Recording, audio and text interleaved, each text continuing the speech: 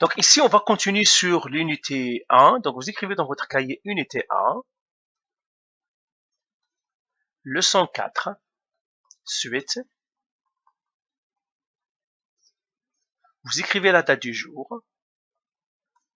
Vous écrivez l'heure. Alors ici, on va continuer sur les propriétés des composés. Donc vous écrivez propriétés des composés. Alors ici, on va regarder un petit peu les propriétés des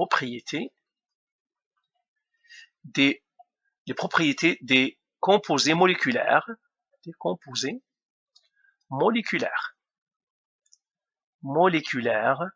covalents.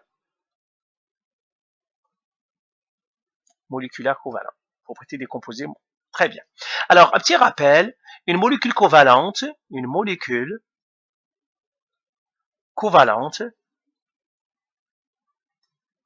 est formée par des non-métaux.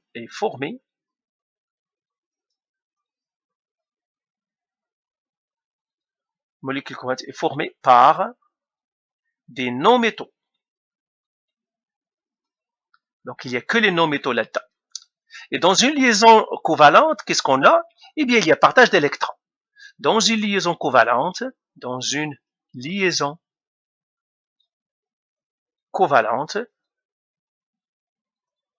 il y a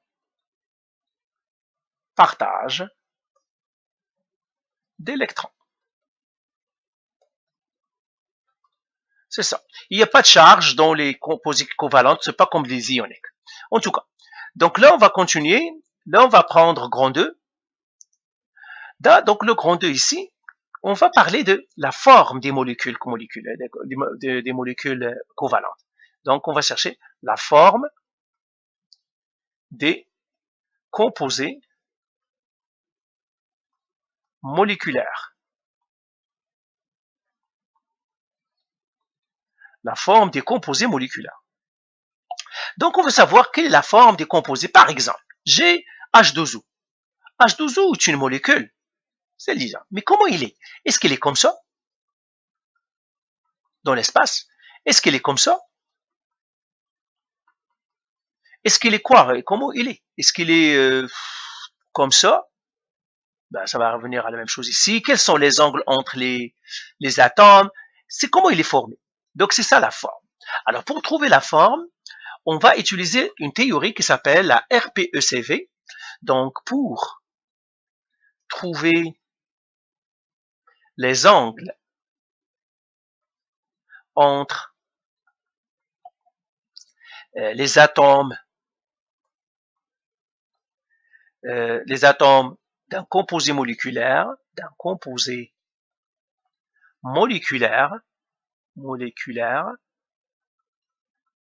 on peut utiliser la théorie RPECV. C'est quoi la théorie RPECV? On va l'écrire ici, RPECV. Qu'est-ce que ça veut dire? Ça veut dire répulsion des paires d'électrons de la couche de valence. C'est ça le RPECV.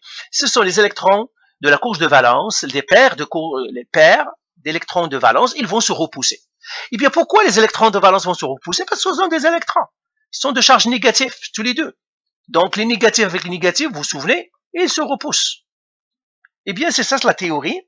Seulement ils vont se repousser par paire. Non pas par un seul, mais par paire. Donc cette théorie-là va nous aider à trouver les angles dans les molécules et puis à trouver leur forme. Si on trouve les angles, on va trouver les formes. Ok? Alors, comment on va faire ça? On va faire par des exemples. Alors, on va effacer ici, on écrit exemple 1. Donc, on va écrire exemple 1.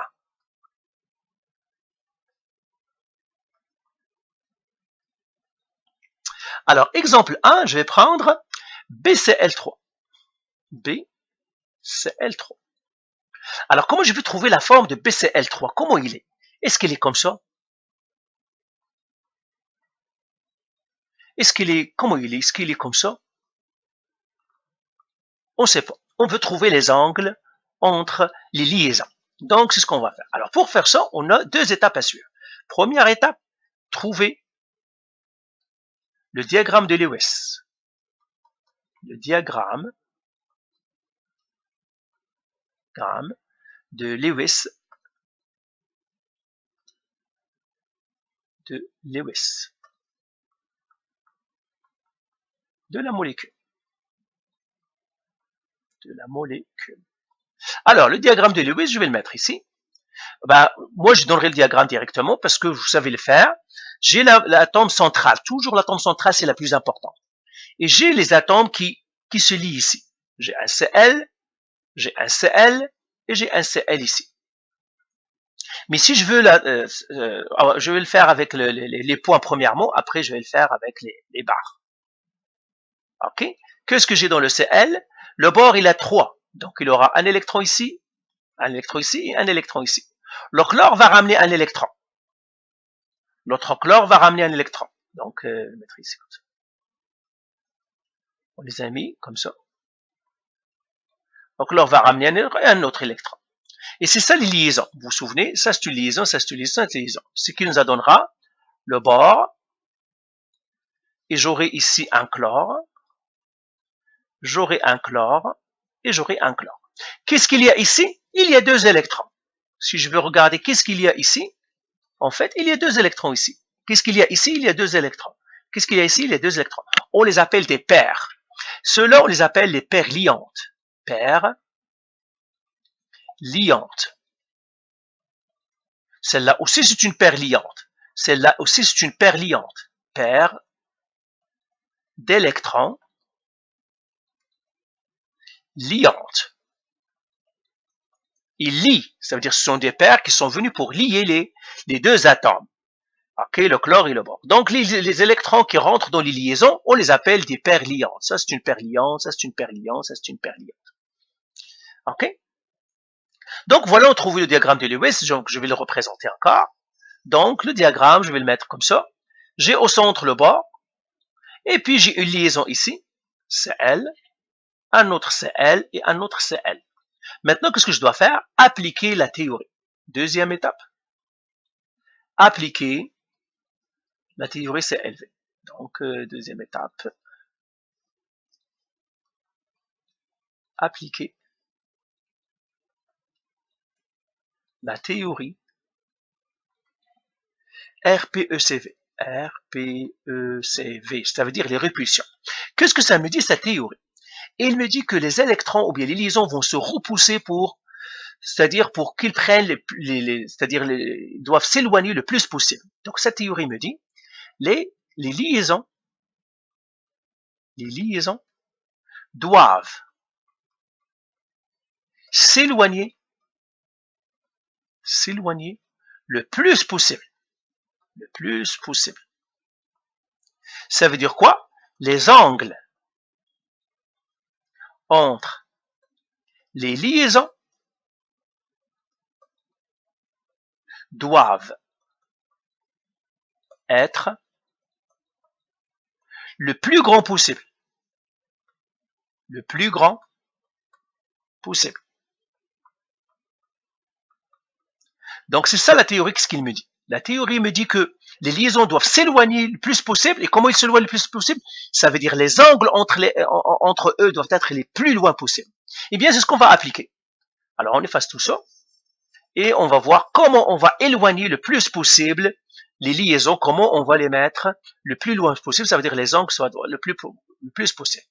Donc, si je prends le bord comme je l'avais fait au début, c'est L, et puis c'est L ici, et puis c'est L ici, eh bien, l'angle ici, il est très bien à 180. Mais là, il est 90 degrés. Donc, ces deux-là, ils vont dire, non, tu n'es pas le plus loin possible. Tu as encore de l'espace pour t'éloigner. Elle aussi lui dit, tu as de l'espace pour t'éloigner. Donc, c'est pas, lui, c'est le plus possible, mais là, ils sont le moins possible. Donc, qu'est-ce qu'ils vont faire, en fait? Ils vont être comme ça. Ils vont s'éloigner le plus possible pour former un triangle. Ils vont être comme ça. un chlore ici, un chlore ici, un chlore ici. L'angle ici va être 120 degrés. Donc tous les angles ici, l'huile va être 120 degrés, l'huile va être 120 degrés, et l'huile va être 120 degrés. Et là, vraiment, les liaisons se sont éloignées le plus qu'ils peuvent. 120, 120, 120. Donc la liaison BCl3, on l'appelle, cette liaison-là, on l'appelle triangulaire. Donc la liaison, c'est-à-dire la forme de la molécule BCl3 est triangulaire planaire. Et triangulaire planaire. C'est-à-dire il est dans un plan. Et triangulaire planaire. C'est un plan. Quel est ce plan, ou bien qui est ce triangle? Il est dans un plan. Et le triangle, on peut le voir ici. Donc, je vais la tracer encore pour que vous la voyez. Donc, je vais effacer toute. Donc, vous écrivez et je la fasse. Good. Donc, je vais la faire ici. B. J'ai le Cl ici. J'ai un autre Cl ici. J'ai un autre Cl ici. Et ça, c'est un triangle équilatéral qu'il va former à la fin. Un triangle ici. Comme ça. Comme ça. C'est un triangle équilatéral, c'est pour cela qu'on l'appelle triangulaire planaire. C'est un triangle. Donc, ça, c'est une triangulaire planaire. Alors, je peux effacer? Ouais. Maintenant, exemple 2. Exemple 2. Alors, maintenant, je vais voir CO2. Même chose pour trouver sa forme. Première étape, diagramme de Lewis. Je trouve le diagramme de Lewis. Diagramme de Lewis. Pourquoi on cherche le diagramme de Lewis? C'est tout simplement pour trouver les paires d'électrons. Les paires d'électrons de l'atome central. Donc là, maintenant, on part de petit à petit, on précise, de l'atome central. C'est l'atome central qui nous intéresse. Celle qui sera au centre. Dans ce cas-là, ça serait l'oxygène, le carbone. Donc, je mettrai le carbone ici. Alors, bien sûr, moi, je donnerai le diagramme de Lewis sans tarder. Donc, vous vous souvenez qu'il a 4 comme ça. L'oxygène, lui, je le mettrai comme ça. Il va mettre un électron ici. Lui, il a ici 6. Un autre oxygène ici, il a aussi 6. Et vous vous souvenez que ces deux-là vont se rassembler, ces deux-là vont se rassembler, ces deux-là vont se rassembler, ces deux-là vont se rassembler, pour nous donner maintenant le diagramme de Lewis qui est comme ça. Il va mettre les 2 électrons de valence de chaque côté. J'ai l'oxygène qui est là, avec ces 2 électrons ici, comme ça. Alors, et là, on va le mettre avec les barres, les bâtons. C, comme ça, O, O et O. Donc voilà, j'ai trouvé la structure. Avec le diagramme de Lewis, ça m'a donné la structure avec les bâtons. Donc je connais maintenant les paires où est-ce qu'ils sont. Les paires d'électrons, ils sont là et ils sont là. Alors si les liaisons doubles, ils vont compter comme une seule paire. Pour la théorie RPECV, quand tu as double liaison, ou tu la traites, ou triple liaison, on la traite comme s'il y a une seule double liaison. Comme s'il y a une seule liaison. Alors, deuxième étape, appliquer la théorie. Deuxième étape, appliquer la théorie RPECV. Et là, on doit repousser les liaisons le plus possible. J'ai le carbone ici. J'ai les doubles liaisons ici, double liaison. J'ai l'oxygène. Ben, on peut pas les repousser plus que ça parce qu'il y a ici entre eux 180 degrés et entre eux aussi 180 degrés. Donc, on peut pas faire plus que ça. Ils ne peuvent pas s'éloigner plus parce que si on fait plus que ça, par exemple, comme ça, bah, attendez, donc, par exemple, si j'ai celle-là comme ça, et elle est un petit peu inclinée, ben, vous voyez, cet angle-là est moins 180, donc eux, ils vont se dire, non, non, non, tu as beaucoup d'espace ici, alors tasse-toi. Donc, il va se tasser pour nous donner linéaire. Donc, cette liaison ici, ou bien cette forme, on l'appelle linéaire. Forme linéaire. Car les liaisons sur une même ligne. D'accord? Linéaire, l'angle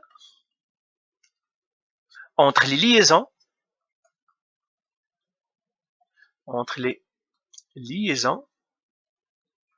est de 180 degrés. Donc, ça, c'est linéaire. Maintenant, troisième exemple. Troisième exemple. Exemple 3, exemple 3, c'est mieux. Exemple 3. Alors, l'exemple 3, qu'est-ce qu'on va prendre? On va prendre NOCL. NOCL. Alors, lui aussi, diagramme de Lewis. Diagramme de Lewis pour trouver les paires de l'atome central. Toujours l'atome centrale la plus importante. L'atome central. Alors, l'atome central ici, ça serait l'azote, bien sûr. On va le mettre en N. Et là, on a 5. 1, 2, 3, 4, 5. J'ai un oxygène de ce côté-là, un chlore de ce côté-là. L'oxygène, il en a 6, comme ça. Le chlore, il en a 7, il lui manque 1. Le chlore va faire une liaison ici, l'azote va faire une liaison ici, il va faire une liaison ici. Ce qui va finir par nous donner une liaison tout au milieu. On aura 2 ici, on aura 1 ici, et puis 1 avec l'oxygène, un autre avec... pardon, pas ça. Pour l'oxygène, il y en a 2. Je mettrai 1 ici, et l'oxygène avec chacun 1 ici, 1 ici. J'aurai un oxygène. Et le chlore ici. Voilà. Voilà. Le chlore ici. Eh bien, si on le met ici, ça me donnerait quoi? Ça me donnerait l'azote ici. Ben, j'ai double liaison avec l'oxygène. Donc, je vais le mettre double liaison avec l'oxygène. J'ai une liaison avec le chlore. Mais j'ai un doublé ici. Celui-là, on le met avec une barre. Parce que 2 électrons, c'est une barre. C'est ce que j'ai fait ici. Par exemple, pour faire cette liaison-là, j'ai ramassé cela, c'est une barre. Celle-là, c'est une barre. Ces deux-là, c'est une barre. C'est pour cela. Les deux aussi, c'est une barre. On les met. OK? Donc, on a trouvé les doublés. Parce que là, il faut trouver les doublés, il faut trouver les paires. Les doublés, on les trouvé. Ça, c'est un doublé. Ça, ce sont des doublés. On a trouvé les paires ou bien les doublés. Donc, je vais l'écrire ici. Je vais tout effacer et j'écris ce doublé-là que je viens de trouver. Parce que c'est très important. Je vais effacer tout ici. Et je vais écrire mes doublés. C'est-à-dire O, comme ça. J'ai un N, j'ai un CL, et j'ai une barre. Comme ça, elle aussi, c'est une liaison ici. Maintenant, deuxième étape, appliquer la théorie. Deuxième étape, donc ça c'est première étape. Deuxième étape, appliquer la théorie RPECV. Qu'est-ce qu'il me dit la théorie? Il faut que les paires s'éloignent, ils se reposent d'une manière terrible. Ils ne s'aiment pas, les paires ne s'aiment pas, c'est-à-dire ils se repoussent. Alors, maintenant, je vais terminer le vocabulaire. Donc, je vais ici voir comment on les repousse. Alors, tout à l'heure, je vous ai dit que les liaisons ici sont des liaisons liantes. OK? Alors, on va faire encore vocabulaire. Je mettrai ici. Continuez-vous, vous faites vocabulaire ici. Vocabulaire. Je vais le réécrire ici. J'ai N. Comme ça. J'ai ici les oxygènes, le chlore et la barre ici. Alors tout à l'heure, on a dit que ça, on l'appelle un doublé ou bien une paire d'électrons d'électrons liantes. C'est une paire liante ou un doublé liant. Parfois, on dit aussi un doublé liant qui lie. Ça veut dire il est dans la liaison. C'est lui qui est là. Même chose ici. Nous avons un doublé liant qui lie. Celui-là, on l'appelle un doublé non liant parce qu'il ne lie pas. C'est un doublé, mais il ne lie rien. Doublé non liant. Non liant. On l'appelle aussi doublé libre. Doublé libre. C'est un doublé non liant ou un doublé libre. Alors, ce doublé libre, parce qu'il appartient à l'azote, il voit les autres ici comme des étrangers.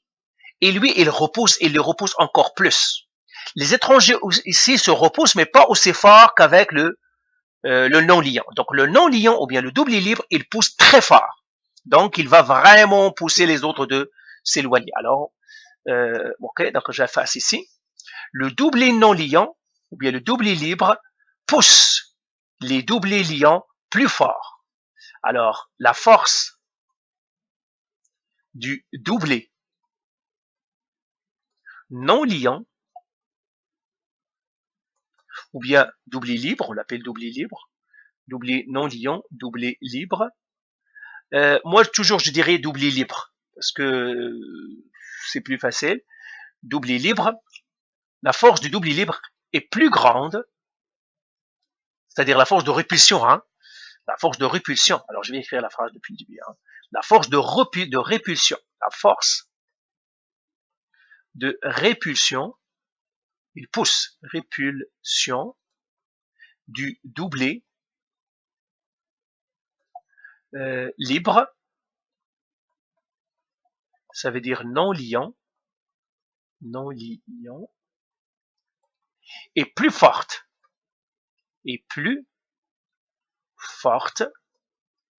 que la répulsion d'un doublé liant. Ici, on peut le voir comme si le doublé est à l'azote parce qu'il n'y a rien qui arrive de l'extérieur. Et le doublé ici de l'azote, il voit que les autres comme l'électron qui vient de l'oxygène et du chlore comme des étrangers, donc il les pousse plus fort. Donc vous pouvez le voir comme ça, mais c'est la théorie. Et d'ailleurs, c'est confirmé par la pratique, par l'expérience. Tout ce qu'on a dit ici, l'expérience. Alors, qu'est-ce que ça va se passer maintenant?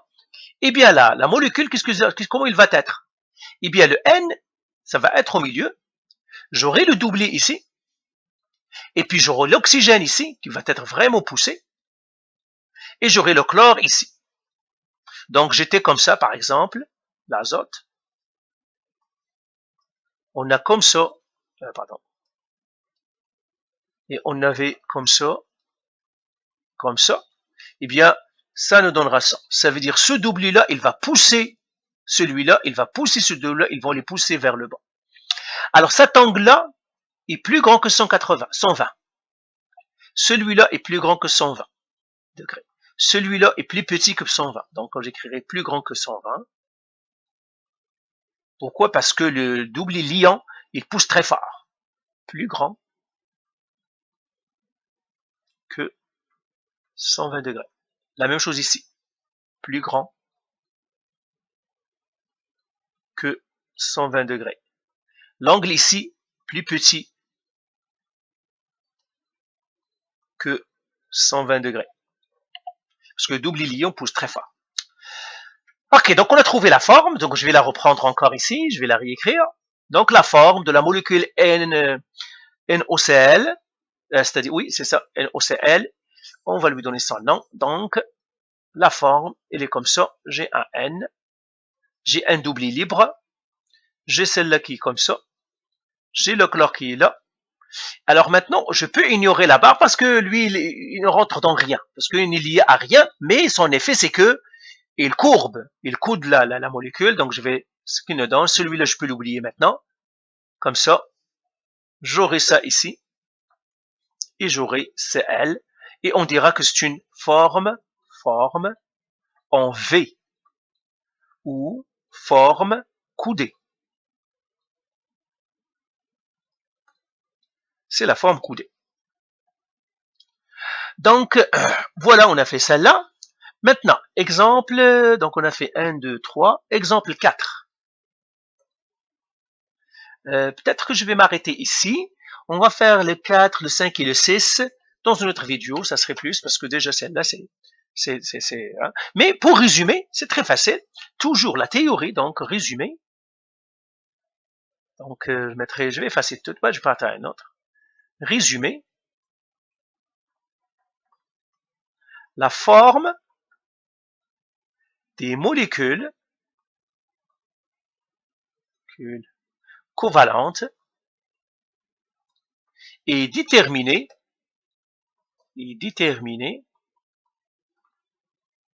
par la répulsion des doublés électroniques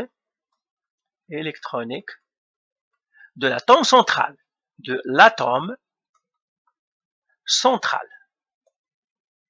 Donc, c'est la théorie, ça c'est la théorie